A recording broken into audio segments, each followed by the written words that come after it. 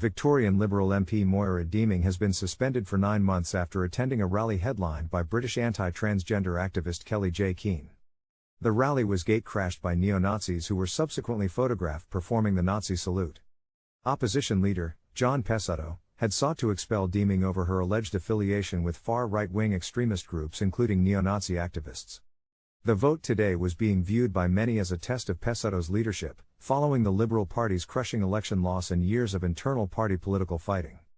Sources close to the leader said an alternative punishment for Brown was not being discussed, but instead the 9-month suspension was instead decided upon.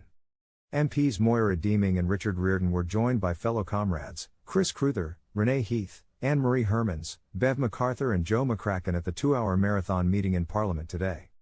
Upper House MP Nick McGowan came out in support for Brown, asserting that she was an intelligent and creative person and he didn't believe for a second that she was a Nazi or Nazi sympathizer. This suspension is not the end of the matter, as the Liberal Party is seeking to review Brown's connection to the Parliamentary Party and the neo-Nazism issue, in 9 months' time. Opposition leader, John Pesutto, is set to call a press conference and will make a comment on the issue shortly.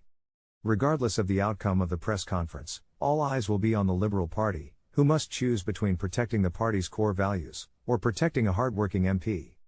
This debate over whether Brown should be expelled or not has sparked passionate discussion across the country, with many people asking the question, what does it mean to stand up for one's beliefs and fight for justice, whilst also standing up against violence, xenophobia and fascism?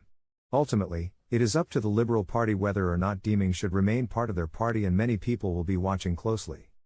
The Liberal Party must decide whether to come down on the side of justice and the rule of law or to turn a blind eye to hatred and bigotry.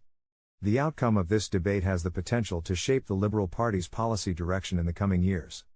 Only time will tell how this situation with Moira Brown, neo-Nazism and the Liberal Party will be handled. The eyes of Australia are now on the Liberal Party, and the decision that is made could have potentially huge implications for the future of the party. Ultimately, only the Liberal Party can decide how to move forward with the Moira Brown situation and the wider neo-Nazism problem. Is the Liberal Party willing to stand up for itself and its values, or allow Moira Brown and the neo-Nazis to fly in the face of justice and politics? It remains to be seen.